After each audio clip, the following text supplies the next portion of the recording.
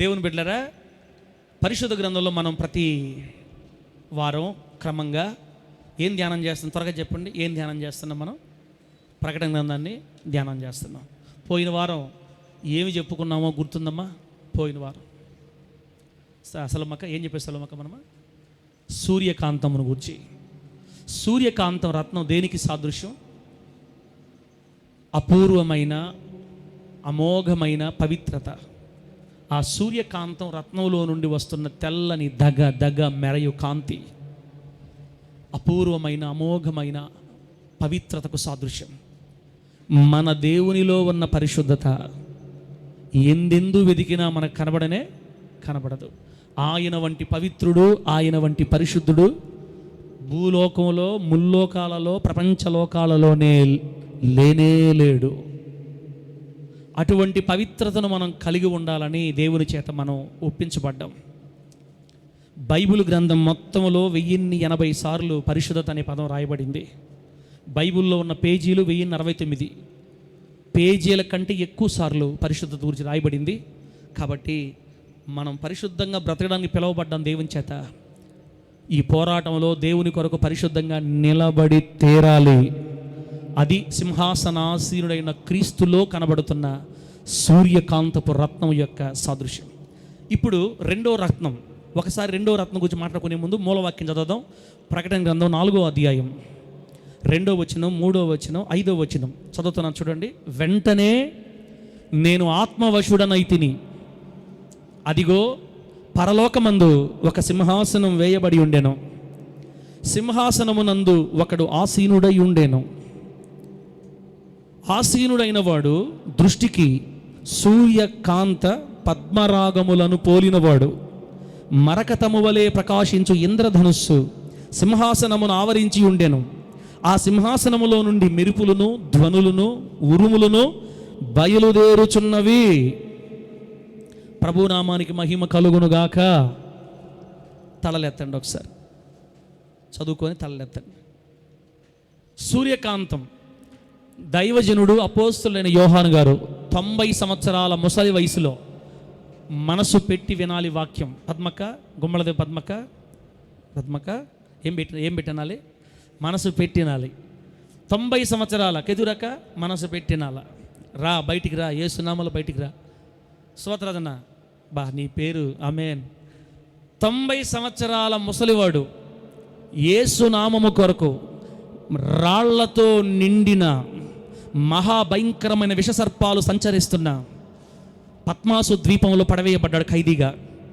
ఒక గుహలో ప్రార్థన చేస్తూ ఉండగా దేవుడు పిలుస్తున్నాడు దర్శనంలో, ఇక్కడికి ఎక్కిరా కుమారుడా, ఇక్కడికి ఎక్కిరా. వెంటనే పరిశుద్ధాత్మ దేవుడు యోహాను గారి ఆత్మను తీసుకొని పరలోకానికి బయలుదేరాడు. పరిశుద్ధాత్మ దేవుడు యోహాను గారి ఆత్మని పరలోకంలో దింపాడు. పరలోకంలో దిగిన యోహాను గారికి మొట్టమొదటిసారి ప్రత్యక్షం కనబడుతుంది. పరలోకంలో వేయబడి ఉన్న ఏందది? సింహాసనం. ఆ సింహాసనం మీద ఒకతను కూర్చో ఉన్నాడని చెప్తుంది. ఆ కూర్చొని ఉన్న వ్యక్తి ఎవరు కూర్చో ఉండే సింహాసనంలో? గొర్రెపిల్ల. మనం ఆరాధిస్తున్న మన ప్రభు అయిన యేసుక్రీస్తు. ఆయన సింహాసనం మీద కూర్చో ఉన్నాడు. కానీ ఆకారం కనబడట్లేదు, స్వరూపం కనబడట్లేదు, మనిషి యొక్క రూపం కనబడట్లేదు. కానీ ఆ సింహాసనం మీద కూర్చున్న వ్యక్తిలో నుండి, ఆ స్వరూపంలో నుండి ఏమండి మహాభయంకరమైన కాంతి. అది ఎలాంటి కాంతో తెలుసా? ధగ మెరయు తెల్లని కాంతి ఆ ఆకారంలో కనబడుతుంది.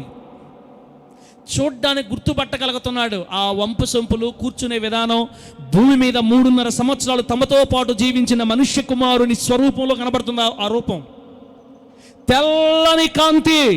ఓకే, తెల్లని కాంతితో పాటు ఇంకొక రంగు కూడా కనబడుతుంది అక్కడ. అది పద్మరాగం. సూర్యకాంత పద్మరాగములను పోలిన వాడని చెప్పింది వాక్యం. అంటే సూర్యకాంతపు రంగు, పద్మరాగపు రంగు రెండు కలిసి మిక్స్ అయి కనబడుతున్నాడు అన్నమాట. అమ్మ, పద్మరాగము అంటే కెంపు అని రాసుకోండి. కెంపు అంటే బైబిల్లో కెంపు అనే పదం కూడా ఉంది. ఆ కెంపు అంటే ఏంటో తెలుసా? ఇంగ్లీష్లో రూబీ అంటారు అనమాట. రూబీ లేదా రెడ్ కలరు, ఎరుపు రంగు. ఎర్రని రక్తవర్ణపు రంగు అన్నమాట. ఏమంటే పద్మరాగం అంటే బాంధవ్యన్న, పద్మరాగం అంటే ఏ కలర్? పుష్ప. ఎరుపు అని చెప్పడం కంటే కూడా రక్తవర్ణం, ఎర్రని రక్తవర్ణం. రక్తం ఏ కలర్లో ఉంటుందో ఆ రంగులో ఉంటుంది ఆ రత్నం. పద్మరాగం రత్నం కానీ మనం కానీ చూస్తే రెడ్ కలర్లో ఉంటుంది. దాంట్లోంచి వచ్చే కాంతి కూడా, దాంట్లోంచి వచ్చే వెలుగు కూడా ఏ రంగులో వస్తుందన్న? ఎర్రని రంగులో, రక్తవర్ణపు రంగు కలర్ వస్తుంది అనమాట దాంట్లో నుంచి, సూర్యుడు దాని మీద పడితే. అంటే ఇప్పుడు చూడండి, తెల్లని కాంతి, ఎర్రని కాంతి రెండు మిక్స్ అయితే ఎలా కనపడద్దో అలాగా సింహాసనాసీనుడై ఉన్న యేసయ్యలో ఉన్న ఆ ఆకారంలో, ఆ స్వరూపంలో ఈ రెండు కాంతులు మిక్స్ అయి కనబడుతున్నాయి. నా మాటలు అర్థమవుతున్నాయా? సూర్యకాంతపు రత్నంలో వస్తున్న కాంతి మహాదేదీప్యమైన తెల్లని కాంతి, పద్మరాగములో నుంచి వస్తున్న కాంతి ఈ రక్తవర్ణపు ఎర్రని రంగు, ఈ రెండు మిక్స్ అయినటువంటి ఆ స్వరూపం, ఆ ప్రకాశమానం దేదీప్యమానంగా ఎరుపు తెలుపు కలగలిపి కనబడుతున్నాడు ఆ సింహాసనంలో కూర్చున్నటువంటి యేసయ్య. ముఖం కనబడటం లేదు, వెలుగు కనబడుతుంది. ఆ వెలుగు ఏ కలర్లో ఉంది? ఏ కలర్లో త్వరగా చెప్పు. ఏ కలర్లో ఉంది? ఎరుపు తెలుపు. ఏందో పట్టుకొని వస్తాడు నాయన ప్రతి ఆదివారం ఆ తలకాయలు తినటానికి. ఎరుపు అంటాడు, తెలుపు అంటాడు, సూర్యకాంతం అంటాడు.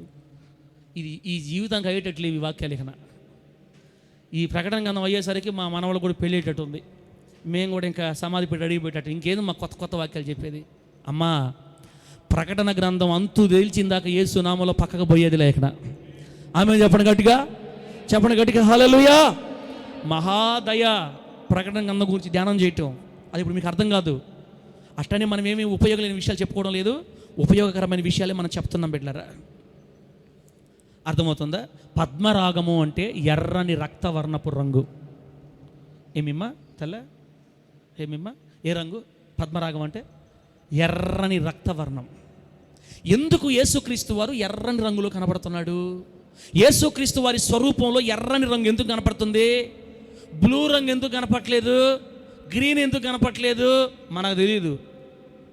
కానీ యేసుక్రీస్తు వారు స్వరూపంలో కనబడుతున్న కాంతి, వెలుగు తెలుపు ఎరుపు కలగలిపి కనబడుతున్నాయి. ఈ ఎరుపు రంగు దేనికి సాదృశ్యం? ఎందుకు దేవుడు యేసుక్రీస్తు వారిని పరలోకంలో పద్మరాగంతో పోల్చినట్టు? పద్మరాగము రత్నం ఎందుకు పోల్చబడింది యేసయ్యకి? రేపు అక్కడికి వెళ్ళిన తర్వాత ఎరుపు రంగు కనబడకపోతే నాకు సంబంధంలే. యోహాను గారి కనబడింది అట్లాగా. అదేం సార్ అట్ట చెప్తే అట్ట? రేపు కానీ ఎరుపు రంగు కనపడకపోతే నేను మామూలు వదలను. ఎన్ని వారాలు చెప్పావు మాక, ముత్తుకూరులా నెల్లూరులా మా తలకాయ తిని ఎరుపు తెలుపని. నేను ఇప్పుడే చెప్తున్నా అమ్మా, దేవుని యొక్క ఔన్నత్యాన్ని అర్థం చేసుకోవడానికి దేవుడు బొమ్మల రూపంలో, పిక్చర్ రూపంలో దేవుడు మనకి ప్రకటన గ్రంథం రాయించాడు. ఒకవేళ ఇలాగే ఉండొచ్చు, ఒకవేళ ఎలాగైనా ఉండొచ్చు. కానీ ప్రభువును మనం అర్థం చేసుకోవడానికి యోహాను గారికి దర్శనం కనబడుతుంది. సింహాసనం మీద కూర్చున్న యేసుక్రీస్తు వారు, సింహాసనం మీద కూర్చున్న యేసుక్రీస్తు వారు తెలుపు ఎరుపు కాంతిలో కనబడుతున్నాడు. రైట్, ఇప్పుడు ముందుకెళ్దాం బిడ్డలారా. ఈ ఎర్రని రక్తవర్ణం ఎందుకు ఇలా పోల్చబడిందంటే, యేసుక్రీస్తు వారు సిలువ వేయబడినప్పుడు, యేసుక్రీస్తు వారి సిలువ ఘట్టంలో ఆయన శరీరం అంతా ఏ రంగులోకి మారిపోయింది చెప్పండి అమ్మా? ఆయన శరీరం అంతా ఏ రంగులోకి మారిపోయింది? తలలో నుండి రక్తం కారుతుంది, వీపు వెనక భాగం నుంచి రక్తం కారుతుంది, నాగటి చాళ్ల వల్ల దున్నబడిపోయింది, ప్రక్కలో పొడిచారు, చేతులకు గాయాలు, కాళ్ళకి గాయాలు, తలలో నుంచి కారుతున్న రక్తం అంతా ముఖం అంతా కారిపోతే, వెనకదంతా ఇలా ముందు కారిపోతే, సిలువ మీద ఎక్కితే దారాలు కారిపోతే, మధ్యాహ్నం 3 గంటలకల్లా ఆయన ఎలా అయిపోయాడు తెలుసా? ఎర్రని రంగులోకి మారిపోయాడు. అంటే ఈ పద్మరాగము రత్నం ఎందుకు పోల్చబడింది అక్కడంటే, యేసుక్రీస్తు వారి రక్త అర్పణ, రక్త త్యాగం, యేసుక్రీస్తు వారి రక్త త్యాగానికి, రక్త ప్రోక్షణకి గుర్తుగా దేవుడు సింహాసనంలో కూర్చున్న యేసుక్రీస్తు వారిని ఎర్రని రంగులో మనకు పరిచయం చేస్తున్నాడు. దేవునికి స్తోత్రం కలుగునుగాక. ఒక్క మాటలో చెప్పాలంటే, సూర్యకాంతమేమో పవిత్రతకు సాదృశ్యమైతే, పద్మరాగమేమో యేసయ్య రక్త త్యాగానికి, రక్త ప్రోక్షణకి గుర్తు. యేసయ్య రక్త త్యాగం, సిలువలో ప్రభు కార్చిన రక్తధారలు, దాన్ని ఏం చెప్పాలంటే సిలువ త్యాగం, ప్రాణత్యాగం, రక్త ప్రోక్షణ, రక్తార్పణ అని చెప్పొచ్చు అనమాట. ఎందుకు రక్తాన్ని కాచినట్టు, ఎందుకు రక్తాన్ని కార్చాడు దేవుడు సిలువలో అంటే, చూడండి, లోకంలో ఉన్న మానవ జాతి రక్షణ పొందాలంటే దానికి నిశ్చయంగా యేసుక్రీస్తు రక్తము కావాలి. ఆమేనండి. లోకంలో ఉన్న మానవ జాతి పాపము నుండి, శాపము నుండి, అపవాది చేతుల్లో నుంచి, దుర్మార్గత నుంచి విడుదల పొంది రక్షించబడాలంటే ఏం కావాలి? ఏం కావాలి? యేసు రక్తం. యేసు రక్తం లేకపోతే ఈ రోజున మానవ జాతికి విడుదల, విమోచన లేదు. ఇంకా అగ్ని, పాపములో నుండి విమోచించబడాలన్నా కూడా యేసు రక్తం కావాలి. లోకంలో నుండి మానవుడు రక్షించబడాలన్నా యేసు రక్తం కావాలి. పాపములో నుండి ఒక వ్యక్తి పూర్తిగా విడుదల పొందాలన్నా అందుకు యేసు రక్తం కావాలి. అగ్నిగుండము నుండి ప్రజలు విడుదల పొందాలంటే యేసు రక్తం కావాలి. పరలోక ప్రాప్తి ఒక వ్యక్తికి దొరకాలంటే యేసు రక్తము ద్వారా మాత్రమే సాధ్యం. దేవుని నామానికి మహిమ కలుగును గాక. ఇక్కడ కూర్చున్న ఎవరైనా వారి నీతి క్రియలను బట్టి రక్షించబడిన వాళ్ళు ఉన్నారా? ఇక్కడ కూర్చున్న మనలో ఎవరైనా మన భక్తిని బట్టి రక్షించబడిన వాళ్ళు ఉన్నారా? కాదు, కాదు ఎన్నటికీ. మనం రక్షించబడింది కేవలం యేసు రక్తమును బట్టి మాత్రమే. మన మూలపితరుడైన ఆదాము గారు చేసిన పాపాన్ని బట్టి లోకమంతటి మీదకి శాపం వచ్చేసింది. పాపం వచ్చేస్తే మొదటి ఆదాము ద్వారా లోకంలో పాపం ప్రవేశించింది. కడపటి ఆదాము యేసయ్య భూలోకంలోకి వచ్చి సాతాను తలని, పాపాన్ని చితగ్గొట్టి, మరణమా నీ ముల్లెక్కడా, పాపమా నీ విజయం ఎక్కడా అని ఏమంటే దాన్ని ఘీంకరించి శత్రువు తలని చితగ్గొట్టి పాపపు శాపాన్ని విరిచివేసి, మరణపు బలాన్ని విరిచివేసి తన రూపంలో సృష్టించుకున్న తన బిడ్డలకి దేవుడు విమోచనను అనుగ్రహించాడు. దేవునికి స్తోత్రం కలుగును గాక. నా 2 చేతులు దండాలు పెట్టి మీకు పైకి పెద్ద దండాలు పెట్టి ఒకటే మాట చెప్తున్నా, యేసు రక్తమును ఆశ్రయిస్తేనే మనకి రక్షణ. యేసు రక్తమును ఆశ్రయిస్తేనే పాపము నుండి విడుదల. యేసు రక్తమును ఆశ్రయిస్తేనే మనకు అగ్నిగుండము నుండి తప్పించుకుంటాము. యేసు రక్తమును ఆశ్రయిస్తేనే పరలోక ప్రవేశం. ఇదంతా మనకు దొరకాలంటే మనకేం కావాలి? ఏం కావాలి? బ్లడ్ ఆఫ్ జీసస్ క్రైస్ట్, యేసు రక్తం. వెళ్ళరా? అందుకే దేవుడు పద్మరాగ రత్నాన్ని మనకు పరిచయం చేస్తున్నాడు. సింహాసనంలో కూర్చున్న యేసుక్రీస్తు వారు ఎందుకు ఎర్రని రంగులో కనపడుతున్నాడంటే ఆయన రక్తం లేకపోతే లోకంలో ఉన్న మనుషులకు విడుదల, క్షమాపణ, పరిశుద్ధత, భక్తి, పరలోకం ఏమి లేవు. శాపగ్రస్తం అయిపోయి ఉండేవాళ్ళు. దీన్ని బట్టి నేను చెప్పగలుగుతా, ఎవరైతే ఈ చర్చిలో కూర్చున్న బిడ్డలు ఎవరైతే యేసును దేవుడుగా అంగీకరించి, ఆమేనండి, యేసుక్రీస్తుని ఎట్లా అంగీకరించాలా? ఎట్లా అంగీకరించాలా? ఆ దేవుళ్ళలో ఒక దేవుడు అనకూడదు. మళ్ళా ఏమనకూడదు? దేవుళ్ళలో ఒక దేవుడు. దేవుళ్ళు లేరక్క, దేవుడే ఉండేది. ఈ సమస్త లోకానికి దేవుడు ఒక్కడే. సృష్టికర్త అయిన దేవుడు ఒక్కడే. దేవతలు అనబడిన వారు ఉన్నారు భూమి మీద. చెప్పండి ఎవరోళ్ళు? బైబిల్ చెప్తున్నమాట, దేవతలు అనబడిన వారు ఎందరో ఉన్నారు, కానీ దేవుడు ఒక్కడే. ఆ ఒక్క దేవుడు నిన్ను పిలుచుకున్నాడు అక్క. నువ్వెంత ధనిదాలివి. ఆ ఒక్క దేవుడు నిన్ను పిలుచుకున్నాడు. అందుకే మన మందిరంలో బాగా కళ్ళు మూసి యేసు రక్తమే జయం రావాలి బయటికి వేస్తున్నామల్లో. అరను 3 గంటలు లేసాం, నిజమే కాదనడం వల్ల కష్టపడుతున్నాం దేవుని కోసం. రాత్రి 12 గంటలప్పుడు ఈ లైట్లు కట్టాము. ముత్తుకోళ్ళు పాపం బెడ్లో కష్టపడి చేశారు. అంత మాత్రం చేత నీళ్ళు మందిరంలోకి వచ్చి అట్టంటే ఒప్పుకునేదిలే, పరిమాణక్క ఒప్పుకునేదిలే. కరెక్ట్గా ఉండాలా. ఎవరి కోసం కష్టపడ్డారు? మనిషి కోసమా, దేవుడి కోసం? చెప్పండి. మందిరంలో ఒక పని చేస్తే ఎవరి కోసం కష్టపడ్డట్టు? దేవుడి కోసం. మీకు ప్రతిఫలం ఉండదా? మనుషులు మర్చిపోతారు, కానీ దేవుడు ఆయన మందిరంలో చీపురుపుల తీసి పక్కన పెట్టినా కూడా మర్చిపోవడానికి మన దేవుడు విశ్వాసఘాతకుడు, అన్యాయసుడు కానే కాదు బిడ్డ. కాబట్టి ఆయన సన్నిధిలో నువ్వు పడిన కష్టానికి రెట్టింపు ప్రతిఫలం. కూర్చున్న గంట యాక్టివ్గా ఉండాలా. యాక్టివ్నెస్ లేదనుకన్నా బాబనా వెళ్తాం, 2 ట్యాపులు ఉన్నాయి, బకెట్లు ఉన్నాయి, ముంచేయటమే తల. ఏ సునాములు ముంచి పైకి లేపితే కారుతా ఉంటుంది, కూర్చోవాలా. ఆరిపోయే లోపల వాక్యం అయిపోద్ది ఏ సునామంలో. టైం లేదు, మళ్ళీ పాయింట్కి వెళ్ళిపోతారు. రండి వెనక్కి రండి. ఇప్పుడు చెప్పండి, పద్మరాగరత్నం దేనికి సాదృశ్యం? యేసు రక్తానికి సాదృశ్యం.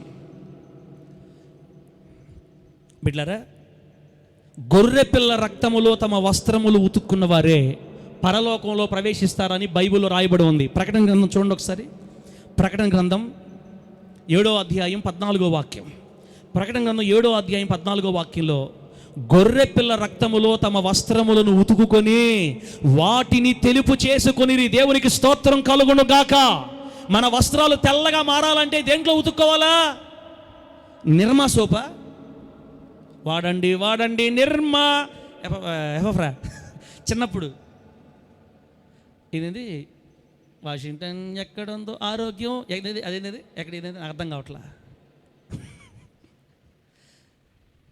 ఏం గుర్తుంటాయి బిడ్డలారా?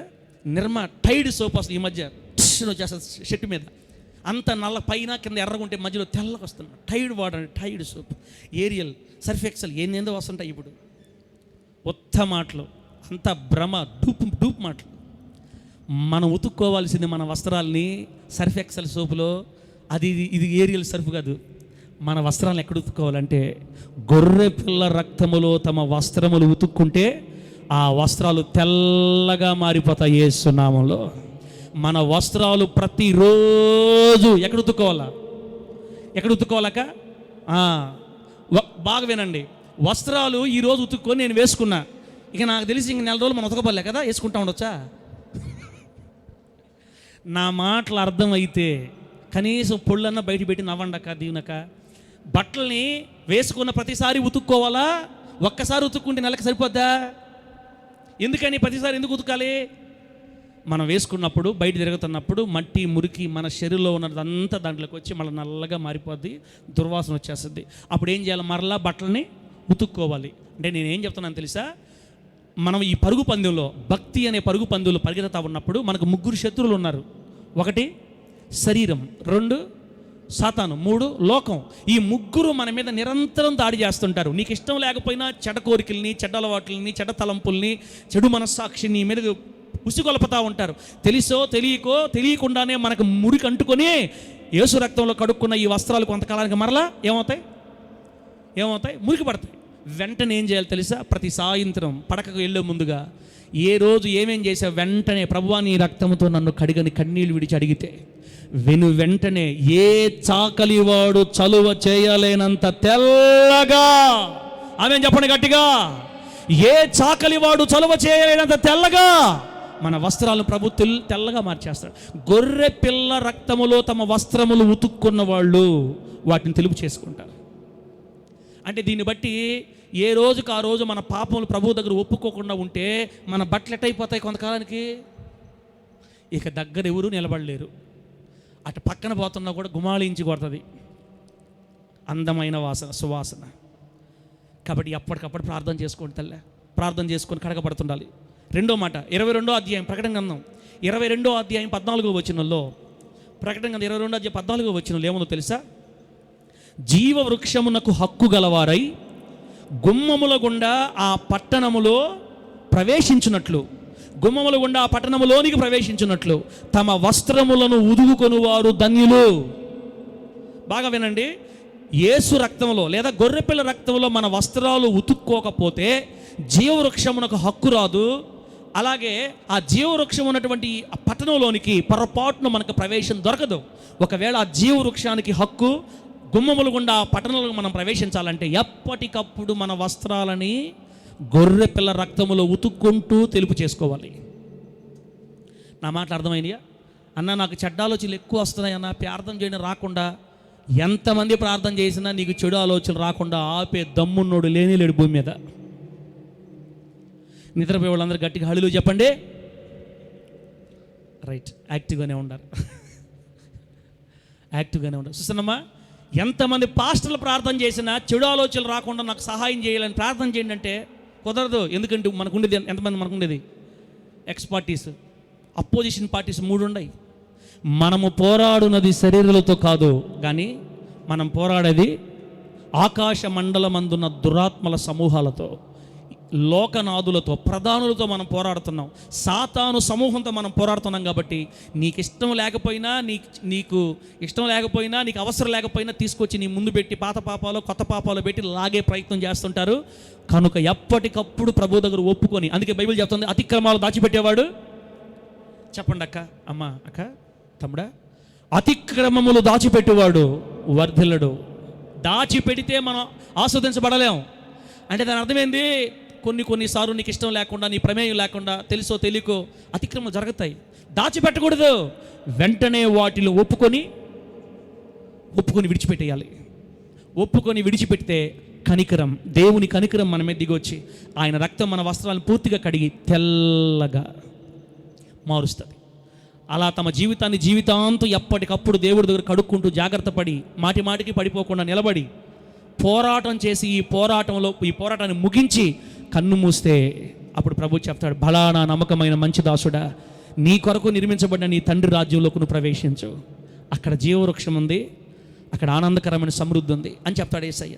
కాబట్టి అమ్మలారా, యేసయ్య రాజ్యంలో, పరలోక రాజ్యంలో మనం ప్రవేశించాలంటే మనకు ఖచ్చితంగా యేసు రక్తము కావాలి. ఏ రక్తం కావాలి? కొంతకాలం క్రితం మన పితరులు మేకల రక్తం, కోళ్ళ రక్తం, గేదెల రక్తంలో కడుక్కునేవాళ్ళు. ఇప్పటికి కూడా ఆచారం ఉంది. తిరణాలలో వీటికి బలు ఇస్తూ ఉంటారు. ఎందుకో తెలుసా? వారి పాపాలు క్షమించబడాలని బలు ఇచ్చేది. అసలు వాళ్ళు ఎందుకు బలిస్తున్నారో కూడా తెలియకుండా బలిస్తుంటారు కొంతమంది. దేవుడికి ఇస్తున్నాం అంటారు. దేవుడికి కాదు, ఆ జంతువుని బలిస్తే దాని రక్తం మా పాపాలని కడగతుందని పితరుల నమ్మకం.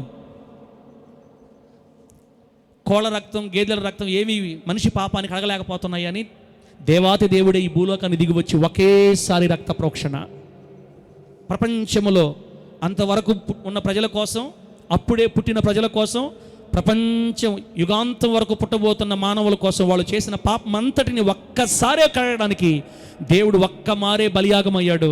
ఆ రక్తములో కడగబడుతున్న ప్రతి ఒక్కరూ విడుదల పొందుకుంటారు యేసు నామములో. చెప్పండి గట్టిగా హల్లెలూయా.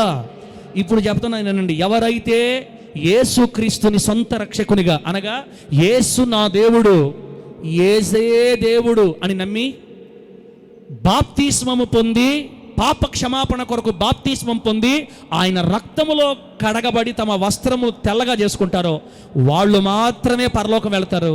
ఇక ఎవ్వరూ పరలోకానికి వెళ్ళే ప్రసక్తే లేదని దేవుని వాక్యం రాయబడింది. కాబట్టి బాప్తిస్మం తీసుకోకపోతే, ఇంకా చిన్న పొరపాట్లు నడుస్తూ ఉంటే, సమయం కాకముందే, మన ప్రాణం పోయే సమయం కానీ ఆయన వచ్చే సమయం రాకముందే జాగ్రత్త పడాలని దేవుడు కోరుకుంటాడన్నా.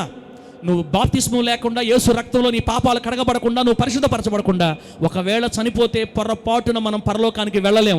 అందుకే దేవుడు మనకి ఈరోజు ఈ పద్మరాగం అనే రత్నాన్ని గురించి నేర్పిస్తున్నాడు. దేవునికి స్తోత్రం కలుగునుగాక. చెప్పండి గట్టిగా హల్లెలూయా. మనం ఇలా వాక్యం చెప్తా ఉంటే, మనం ఇలా బోధిస్తూ ఉంటే, లోకంలో ఉన్న అన్ని జనులు, యేసుని ఎరగని వారు, హైందవులుగా ఉన్నవారు, అందరూ కాదు కొందరు, ముస్లింలుగా ఉన్నవారు అందరు కాదు కొందరు, జైనులు, సిక్కులు అందరు కాదు కొందరు, యేసయ్య రక్తాన్ని ఎగతాళి చేస్తున్నారు. బయట ఏం చేస్తున్నారు? ఏం చేస్తున్నారు? వర్షిత్ ఏం చేస్తున్నారు? బయట యేసయ్య రక్తాన్ని ఎగతాళి చేస్తున్నారు. మూడు మేకులు పీక్కోలేనోడు, మమ్మల్ని రక్షిస్తాడు అని అంటారు. యేసుని ఏమండి చెడ్డ పేర్లతో గేసు అంటారు కొంతమంది. అంటే గే అంటే అర్థం ఏంటి? పురుషులు పాపం చేసేవాళ్ళు అనమాట. యేసుక్రీస్తు వారు తన శిష్యులతో పాపం చేశాడని, పురుషులు పాపం చేశారని అదొక పొకారు. మగ్దలేనే మరియమ్మని పెళ్లి చేసుకొని ఒక బిడ్డను కన్నాడని అదొక పొకారు. కాశ్మీర్కి వచ్చాడని అదొక పొకారు. అసలు యేసుక్రీస్తు దేవుడే కాదు, ఆయన ఒక మనిషి అని కొందరు. సాతానుగాడు ఇష్టపూర్వకంగా మనుషులు వాడుకొని రకరకాల సిద్ధాంతాలు ప్రపంచంలో వదిలితే వాటిని నమ్మిన చాలామంది యేసు రక్తాన్ని ఎగతాళి చేస్తున్నారు. వాడికే దిక్కు లేదు, ఈడిసి కొట్టారు అన్నారు రోడ్ల మీద, వాడేందు మనం రక్షించేది అంటున్నారు తెలియక. దేవుని బిడ్డ, నీ కొరకు నా కొరకు మన ప్రభు అయిన యేసయ్య కలువరి శిలువలో కార్చిన అమూల్యమైన రక్తం యొక్క విలువ నీకు తెలిస్తే, ఏ రోజు కూడా నువ్వు ఆ రక్తంలో కడగబడకుండా అడుగు బయట పెట్టలేవు. ఉదయాన ప్రార్థన చేసుకునేటప్పుడు నీ రక్తంలో నన్ను కడుగు ప్రభు అని ప్రార్థన చేసుకోవాలి. సాయంత్రం పడుకునేటప్పుడు నీ రక్తం నన్ను కడుగు ప్రభు అని ప్రార్థన చేసుకోవాలి. నీ రక్త ప్రోక్షణ కంచె నా చుట్టూ ఉంచు ప్రభు అని మాటి కోరుకోవాలి మనం. ఎందుకంటే ఆ రక్తమే లేకపోతే మానవ జాతికి విడుదల, విమోచన లేనే లేదు. కొంతమంది ఏమంటున్నారంటే మోక్షం పోవాలంటే ఏసు రక్తం గీసు రక్తం ఏందిరా, ఎవరు చెప్పారా మీకు? రండి, దేవాలయాలు దర్శించండి, దాన ధర్మాలు చేయండి, పుణ్యకార్యాలు చేయండి, వ్రతాలు పూజలు చేయండి, తీర్థయాత్రలు చేయండి, దీక్షలు పోనండి రా, 40 రోజులు 30 రోజులు భక్తి చేయండి, అవసరమైతే సన్యాసిగా మారిపో, హిమాలయ పర్వతాలకు వెళ్ళిపో, స్వర్గానికి పోతావు. ఇన్ని విగ్రహాలు లేవు మనకి, ఇన్ని దేవుళ్ళు లేరు, పెట్టుకో, స్వర్గానికి పోతాం అని ఏమండి సాతాను చేత గుడ్డితనం కలుగు చేయబడిన వారై మనము యేసుని ఎరగని బిడ్డల్ని కించపరుస్తూ ఈ మాటలు మాట్లాడట్లేదు. దైవికమైన ప్రేమతో మనం ఈ మాటలు మాట్లాడుతున్నాం. లైవ్లో ఒకవేళ ఎవరైనా ఈ మాటలు వింటే నా ప్రియ సహోదరులారా, మీ మీద ప్రేమతో ఈ మాటలు మాట్లాడుతున్నాం. మీరు రక్షించబడాలన్న ఆశతో ఈ మాటలు మాట్లాడుతున్నాం. యేసు రక్తం యొక్క విలువ మీరు గుర్తెరగాలని ఈ మాటలు మాట్లాడుతున్నాం. ప్రభునామానికి మహిమ కలుగునుగాక. ఏ పుణ్యకార్యాల ద్వారా, దాన ధర్మాల ద్వారా, తీర్థయాత్రల ద్వారా, సన్యాసం తీసుకోవడం ద్వారా, పూజలు చేయడం ద్వారా, వ్రతాలు చేయడం ద్వారా, దీక్షలు పోనడం ద్వారా ఏ వ్యక్తి స్వర్గాన్ని చేరలేడు. యేసు ద్వారా మాత్రమే పరలోకం చేరుతారు. నేనే మార్గం. సువార్తరాధన ఇద్దరు ఎత్తేసాలి కింద, ఊరికి వాక్యులు కానీ లేస్తే ఉన్నీడు మంచి మంచి మాట చెప్పిన ఉన్నీడు సైతం కూడా ఉన్నీడు. కొత్తగా వచ్చిన వాళ్ళకి పాత వాళ్ళు దారి చూపించాలా. తిమ్మతన పాత వాళ్ళు లేచిపోతారు, కొత్త వాళ్ళు ఎందుకు బారు? యేసు రక్తమే జయం తన్న కూడా బాధే. పాయింట్ పోయింది. జనపాలన ఎక్కడ ఉన్న జనపాలన ఎక్కడ ఆగాం? యేసు రక్తములోనే పరలోకానికి అర్హత. దేవుడు ఒక్కడే, దేవుళ్ళు లేరు. బిడ్డారా, హైందవ బిడ్డలు కానీ చాలామంది కూడా దేవుణ్ణి వెతికే క్రమంలో ఆయన కనబడకపోయేసరికి ఇలా ఉంటాడేమోనని రూపాలు చేసుకున్నారు, విగ్రహాలు చేసుకున్నారు. మీకు తెలుసా, విగ్రహ ఆరాధన చేయకూడదని వాళ్ళ గ్రంథాల్లోనే ఉంది తమ్ముళ్ళారా. హైందవ ఇప్పుడు మనం ఎందుకు మాట్లాడుకోవాలా, ఇబ్బంది లేదు, మాట్లాడుకోవాలా. విగ్రహ ఆరాధన చేయకూడదని వాళ్ళ గ్రంథాల్లోనే ఉంది. ఏ గ్రంథం అమ్మా? వాళ్ళకి పురాణాలని, ఇతిహాసాలని, వేదాలని ఉంటాయి. అన్నిటికంటే ముఖ్యంగా హైందవ గ్రంథాలకి వేదాలు 4 వేదాలు ఉంటాయి అన్నమాట. ఋగ్వేదం, యజుర్వేదం, సామవేదం, ఇట్లా 4 వేదాలు ఉంటాయి. మనకు బైబిల్ ఎట్లాగో వాళ్ళకి అట్లాగా. కానీ మన దేవుడు ఎంత గొప్పడో తెలుసా? భూలోకంలో ఉన్న ప్రతి మత గ్రంథంలో అక్కడక్కడ ఆయన గూర్చిన గుర్తులు రాయించాడు. దేవునికి స్తోత్రం కలుగునగాక. అపోస్తుల కార్యాల్లో ఏముందంటే, తమ పరిధిలో వాళ్ళు వెదుకులాడి కనుగొనేటట్లుగా సత్యాన్ని అక్కడక్కడ దేవుడు దాచి ఉంచాడు వాళ్ళ గ్రంథాల్లో. ప్రతి గ్రంథంలో ఉంది. వాళ్ళ కళ్ళు గుడ్డితనం కలుగు చేయబడి, సాతాను కూడా వాళ్ళ మనోనేత్ర గుడ్డితనం కలుగు చేయటం వల్ల విగ్రహాలు పెట్టుకొని దేవుళ్ళుగా పూజిస్తున్నారు. సహోదరులారా, ఎవరిని బాధ పెట్టాలని కాదు, చూపిద్దాం. మీకు కూడా తెలియాలమ్మా. ఒకసారి వేమన శతకం, వేమన తెలుసు కదా చదువుకున్న వాళ్ళకి. విశ్వదాభిరామ, వినరా వేమ కాదు, వినుర వేమ. కొంతమంది వినరా వేమ అంటారు, వినుర వేమ. విశ్వదాభిరామ, వినుర వేమ. వేమన కవి బట్టలు ఎట్లా ఉంటాయి చెప్పండి? ఒకే గోసి ఒకటే కట్టుకుంటాడు. ఎందుకో తెలుసా? ఈ లోకంలో ఏది లేదు, అంతా ట్రాష్, మోసం అని దైవభక్తి కలిగిన వాడే. ఆయన కూడా దేవుని కోసం నమ్మకంగా బతికిన వాడు అనమాట. ఆయన ఏమన్నాడో తెలుసా బిడ్డలారా? నేను దాన్ని చదవలేను, తర్వాత నేను అడిగితే మీకు చూపిస్తా. 1893వ పద్యం అంట, నేను మీకు చూపిస్తా. నీళ్ల మునుగువాడు నిర్మలాత్ముండు కాడు, నవ్వుతున్నాడు ప్రకాష్, ఏందో పూర్ణమైన ముక్తి పొందలేడు, నీరు కోడి ఇప్పుడు నీళ్లను మునగదా, విశ్వదాభిరామ వినురవేమ. ఈ పదానికి అర్థం ఏంటో తెలుసా? ఈ పద్యానికి ఎందుకు చెప్తున్నానంటే తెలియాలి మీకు. నదీ స్నానముతో ముక్తి కలగదు. నీటి కోడి నిత్యము నదీ స్నానము చేసిన దానికి ముక్తి కర్మానుసారమే దక్కును. ఈ రహస్యం నరుడు ఎరుగవలెను కదా. అంటే దీని అర్థం ఏంటంటే, నదిలో మునిగితే పాపము పోద్దని నమ్ముతున్న ఓ వ్యక్తి, నదిలో మునగడం వలన మీ పాపం పోదు అని వేమన కవి చెప్తున్నాడు. ఈ మాట మన వాళ్ళకి చెప్తే, మన బిడ్డలకి చెప్తే అర్థం కాదు. ఏమనుకుంటున్నారా? గంగా నదిలో మునిగితే ఏమవుతాయి? పవిత్రత. ఆ నదిలో మునిగితే మా పాపాలు పోతాయి. ఈ నదిలో మునిగితే కళ్ళు తెరుచుకోవాలండి. దేవుడు ఒక్కడే. ఆమేన్ చెప్పండి గట్టిగా. ఆయన రక్తములో కడగబడితేనే మోక్షం. పద్మరాగాన్ని గుర్తించాలి ఈరోజు. నదీ స్నానం చేస్తే మనకి ముక్తి కలగదు. తర్వాత బిడ్డలారా, మునిగి మునిగి మునిగి ముద్దయాయి వనరి వనరి వనరి వక్కి వక్కి తిరిగి తిరిగి తిరిగి దిమ్మరాయుండురా విశ్వదాభిరామ వినురవేమ 3852 పద్యం అంట. దాని అర్థం ఏంటంటే, కాబట్టి స్నానాలు చేసి చేసి తడిసి తడిసి ముద్దయై మిక్కిలి కష్టపడుచు దేశమంతా తిరిగి తిరిగి దేశదిమ్మరుల యుందురు గాని భగవంతుని కనుగొనలేరు. దేవుని నామానికి మహిమ కలుగునుగాక. చెప్పండి గట్టిగా హల్లెలూయా. నదుల్లో మునిగి మునిగి తడిసి తడిసి ముద్దయ్యి దేశమంతా తిరిగి తిరిగి దేశదిమ్మరులైపోతారు కానీ భగవంతుని కనుగొనలేరు. ఇది నేను చెప్పిన మాట, వేమన చెప్పిన మాట. వేమన కవి. చాలా విషయాలు ఉన్నాయి బిడ్డలారా. ఇప్పుడు ఆలోచించండి. ఆ కనురెప్పల పొరలు తొలగించి నిత్య రక్షకుడైన నిజమైన దేవుణ్ణి ఎరిగేటట్లు మనల్ని ఆకర్షించిన మన దేవుడికి మనం అంటే ఎంత ఇష్టం. అందుకే బైబిల్ చెప్తుంది, నా తండ్రి ఆకర్షిస్తేనే గాను వారు నా యొద్దకి రారు. వాళ్ళ కళ్ళు ఇంకా తెరవబడలేదు, మన కళ్ళు తెరవబడ్డాయి. నదుల స్నానాల కొరకు, పుణ్య తీర్థ యాత్రల కొరకు ₹1000 ఖర్చు పెట్టుకొని వెళ్తున్నారు. అక్కడ దేవుడు ఉన్నాడు, ఇక్కడ దేవుడు ఉన్నాడు, అక్కడ పాపం పోద్దని. పాపం వాళ్ళకి తెలియదు, చెప్పినా వినరు. బిడ్డలారా చూడండి, నదుల్లో మునిగినా కూడా మనకు పొరపాటును కూడా ఏమండి విడుదల కలగదు. ఇప్పుడు నేను మీకు ఏం చెప్తానంటే, నేను చెప్పాను కదా, వాళ్ళ గ్రంథాల్లోనే ఏముంది, దేవుడు ఒక్కడే, విగ్రహారాధన చేయకూడదు. ఈ రెండు చెప్పేసి నేను ముందుకు ముగించేసుకుందాం. ఈరోజు ఈ రెండు చెప్పి ముగించేసుకున్న టైం అయిపోయింది.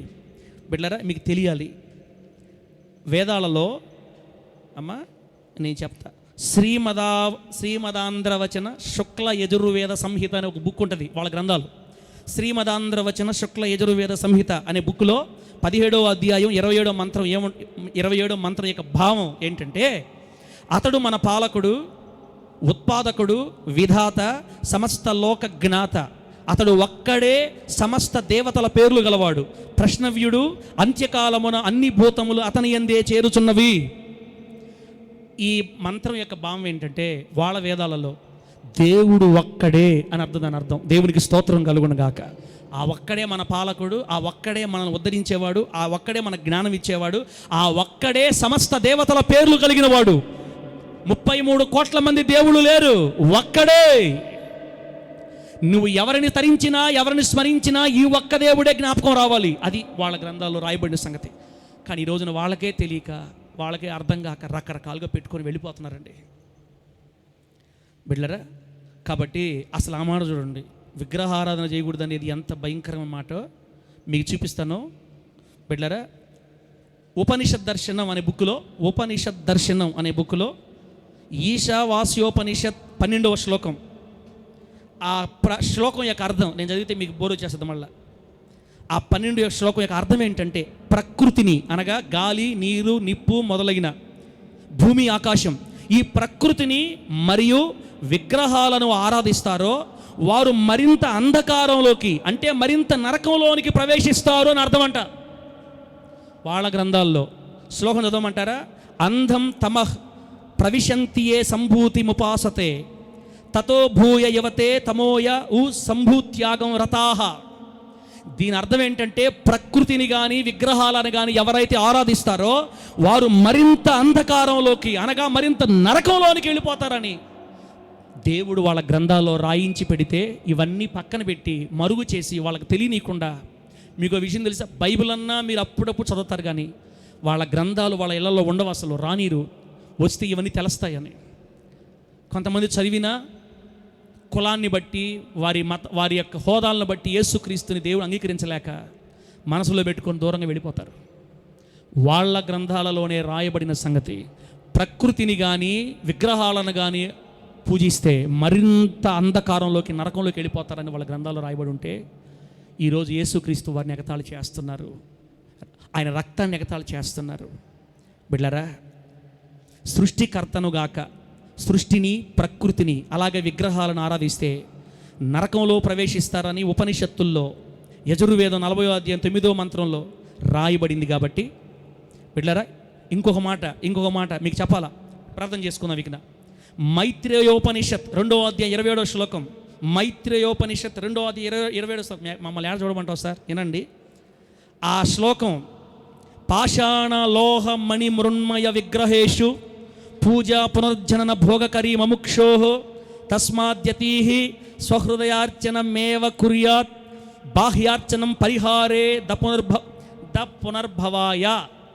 దాని అర్థం ఏంటంటే, యతి అనగా సన్యాసి లేదా భక్తి కలిగిన వాడు ఎవరైతే ఉన్నాడో వాడు శిలామయాలు అంటే రాళ్లతో చేసినవి, లోహమయాలు అంటే రాగి కంచు ఇనుము వాటితో చేసినవి, మణిమయాలు అంటే ఏదండి వజ్రాలు రత్నాలతో చేసినవి, మృత్తిక అంటే మట్టితో చేసినటువంటి దేవతా విగ్రహాలని పూజించకూడదు. ఎందుకంటే అది వారికి తిరిగి పునర్జననం. మోక్షం కోరుకునే యతి తన హృదయంలో ఉన్న పరమాత్మనే ఆరాధించాలి కానీ బాహ్య పూజ చేయకూడదు. అబ్బా అబ్బా, ఈ బైబిల్లో వాళ్ళ గ్రంథాలక వాళ్ళ గ్రంథాల్లోది చూసారా, ఇంత క్లియర్గా మణి, లోహం, తర్వాత పాషాణం, విగ్రహం ఇవన్నిట్లు మనం పూజిస్తే అవన్నీ మంచిది కాదు. హృదయంలో ఉన్న పరమాత్మని, దేవుణ్ణి, హృదయంలో ఉన్న దేవుణ్ణి ఆరాధించండి అని వాళ్ళ గ్రంథాలు రాసి పెడితే ఈరోజు అవన్నీ గుర్తెరగలేకుండా బిడ్డలారా యేసుక్రీస్తు వారి మీద బురద జల్లి ఈ లోక కళ్యాణం కోసం, ఈ లోక మోక్ష కళ్యాణం కొరకు, ఈ లోకాన్ని విడుదల చేయడం కొరకు దేవుడే మనిషిగా భూమి మీద దిగివచ్చి ఆయన రక్తమును కార్చి, ఈ రక్తమును ఉపయోగించుకొని మీరు పాపంలో నుంచి, శాపంలో నుంచి బయటపడి పరలోకానికి రండని దేవుడు చెప్తుంటే ఆ రక్తాన్ని ఎగతాళి చేస్తున్నారు అనేక మంది యవనస్తులు ఈ రోజున. ముగించుకుందాం బిడ్డలారా. ఇప్పుడు నేను చెప్తున్నాను, ఈ భూలోకంలో ఉన్న ఎవడైనా పరలోకానికి వెళ్ళాలంటే యేసు రక్తము తప్ప వేరే మార్గమే లేదు. యేసే దేవుడు, ఆయన తప్ప వేరొక దేవుడు లేడు. సృష్టికర్త ఈయనే.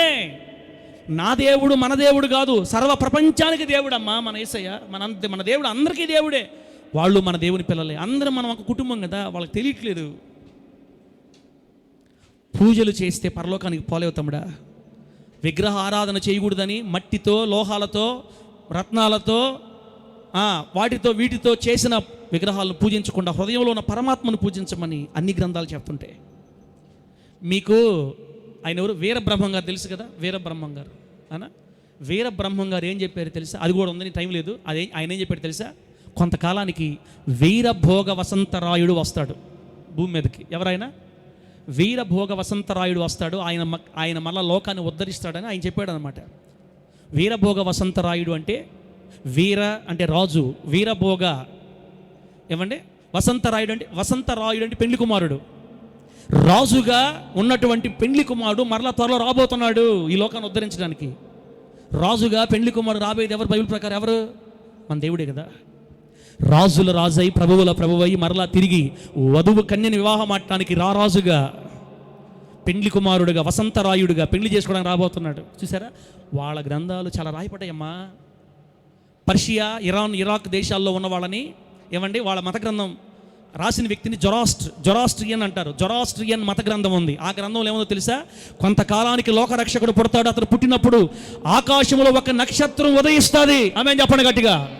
లోకరక్షకుడు పుట్టినప్పుడు ఒక నక్షత్రం ఉదయిస్తుంది అని రాశాడు ఆ గ్రంథంలో. అందుకే తూర్పు దేశపు జ్ఞానులు ఆ నక్షత్రాన్ని చూసి వెతుక్కుంటూ వెళ్ళారు యేసయ్య దగ్గరికి. ప్రతి మత గ్రంథంలో మన ప్రభువును గూర్చిన నిక్షిప్త సమాచారం ఉంది.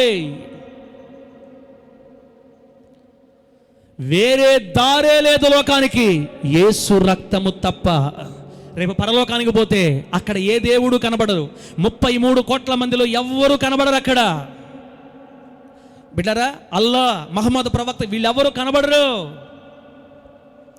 యేసు క్రీస్తు కనబడతాడండి. నా ప్రియమైన దేవుని బిడ్డలారా, సహోదరులారా, లైవ్లో వింటున్న వాళ్ళు బాధపడకుండా ఒక్కసారి ఆలోచించండి. దేవుడు ఎవరి సొత్తు కాదు, ఈయన అందరి దేవుడు, మనందరి దేవుడు. ఆయన రక్తం ఇంకా సజీవంగా ఉంది.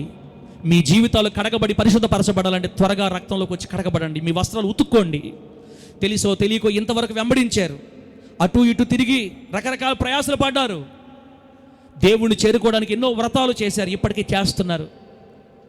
విగ్రహారాధన చేయకూడదని, అది మరింత అంధకారంలోకి తీసుకెళ్ళిపోద్దని వేదాలలో రాయబడింది, బైబిల్లో రాయబడింది. కాబట్టి ఇప్పటికైనా నిజదేవుణ్ణి గుర్తుపట్టి మనిషిని పాపం నుండి శాపం నుండి విడుదల చేసి విమోచించి పరలోకానికి ప్రసాదించి నరకాగ్నిని తప్పించగలిగిన యేసు రక్తం వద్దకు రావాలని ప్రేమతో మిమ్మల్ని అందరినీ బతిలాడుకుంటున్నాను. దేవునికి స్తోత్రం కలుగును గాక. బిడ్డలారా, మందిరంలో ఉన్న వాళ్ళు ఇంకా ఎవరైనా యేసయ్యని ఇంకా గుర్తెరగకుండా, ఆయన మీద నిజమైన ప్రేమ లేకుండా పేరుకే వస్తున్నట్లయితే చూసారా, మనకు యేసు రక్తము తప్ప వేరే దారే లేదు. అందుకే సింహాసనం మీద కూర్చున్న యేసయ్య పద్మరాగంలో కనబడుతున్నాడు. ఆయన ఎర్రని రక్తవర్ణములో కనబడుతున్నాడు. ఆ రక్తాన్ని నిర్లక్ష్యం చేయొద్దు. ఎప్పటికప్పుడు కడగబడండి, ఒప్పుకోండి, విడిచిపెట్టండి. పాత వాటిని వదిలిపెట్టి నూతనమైన జీవితాన్ని ప్రారంభించి యేసు రక్తంలో ఎప్పటికప్పుడు కడగబడితే నీ వస్త్రాలు తెల్లగా ఉంటే జీవవృక్షమును హక్కుగలవాడవై పరలోక పట్టణంలో ప్రవేశించి వెళ్ళిపోతావు. ఒకవేళ తేడా పడిందంటే ఆరని అగ్నిగంధకాలతో మండే గుణం ఎదురు చూస్తాను. సహోదరుడా, ఏం చేసేవో ఏం జరిగిందో పర్వాలేదు, ఇప్పటికైనా దేవుడు మనల్ని అందరినీ ప్రేమిస్తున్నాడు. మనందరికి గొప్ప బహుమానం ఏంటంటే యేసు రక్తం. ఆమె నన్ను గట్టిగా చెప్పండి. లోకానికి దేవుడిచ్చిన గొప్ప గిఫ్ట్ ఏంటి? యేసయ్య రక్తం. దేవుడు లోకాన్ని ఎంతో కాగా ఆయన తన అద్వితీయ కుమారునిగా పుట్టిన వాని యందు విశ్వాసం ఉంచే ప్రతివాడు నశించిపోకుండా నిత్య జీవం పొందేటట్లు ఆయనని మనకు అనుగ్రహించాడు. ఆయన కార్చిన రక్తము ద్వారా మనిషి నశించిపోకుండా నిత్య జీవం పొందుతున్నాడు. యేసు రక్తాన్ని ఇప్పటి వరకు ఒకవేళ వ్యర్థం చేసుకుంటే, ఇంతవరకు రకరకాలుగా అర్థం చేసుకుంటే, అన్నిటిని పక్కన పెట్టి ప్రభు దగ్గర రండి, నిజ దేవుడి దగ్గర రండి, సృష్టికర్త దగ్గర రండి, ఒక్క దేవుడి దగ్గరికి రండి, జీవితాన్ని సార్థకం చేసుకోండి. దేవుడి మాటలు మనకు ఆశీర్వాదకరంగా మార్చి వర్ధిల్ల చేయును గాక. కళ్ళు మూసుకొని బిడ్డలారా ప్రార్థన చేసుకుందాం.